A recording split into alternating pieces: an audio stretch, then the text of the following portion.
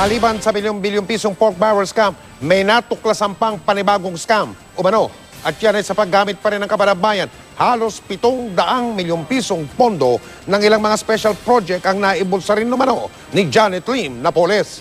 Nakatutok si Lea Manlayac del Castillo.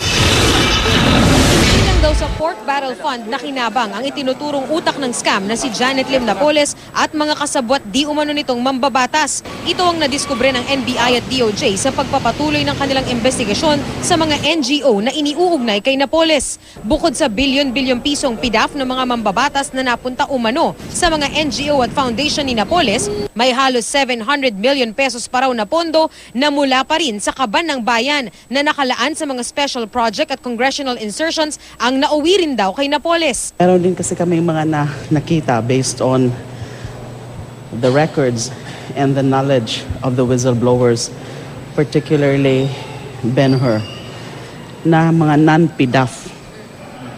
Hindi mga PDAF but mga other projects, special projects and then projects ng mga departments. Sabi ni Attorney Levito Baligod, ang nadiskubring bagong scam na ito ay bahagi pa rin ng testimonya ng whistleblower na si Ben Harluy.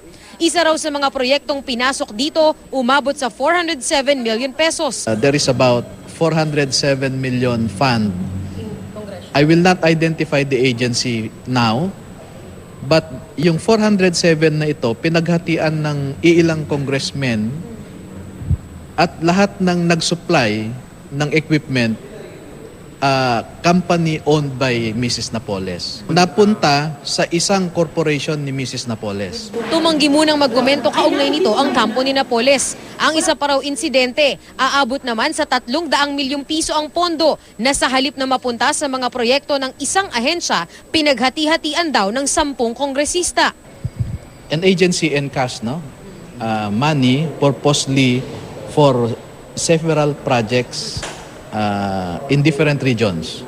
Pero yung ahensya mismo, yung head of agency, nilagay yung cash sa opisina niya. At pumipila yung mga legislators para tanggapin yung kanilang share.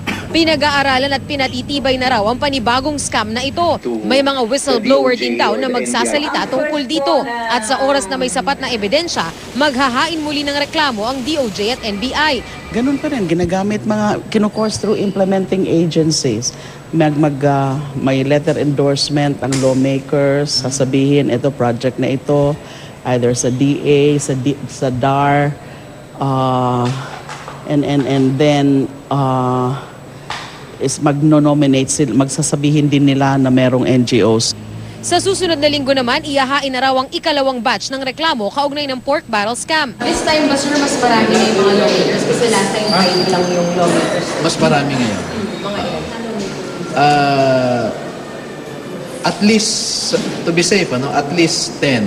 I want kasi the second batch na kung yung lahat ng mga pwede na because nandyan ang mga dokumento o kayang kunin ang mga dokumento. Kanina, pinulong ni De Lima sina Baligod, NBI Special Task Force Head Rolando Argabioso at DOJ Undersecretary Jose Justiniano para plansyahin ang detalye ng paghahain ng reklamo. Ang hindi maihahabol sa second batch, ire-refer na lang ng NBI sa Interagency Anti-Graft Coordinating Council o IAGC. Nagsimula na rin kanina ang sworn interview ng mga whistleblowers sa Office of the Ombudsman, kaugnay naman ng naunang batch ng PDAF cases. Lea Manlayac del Castillo, nakatutok, 24 oras.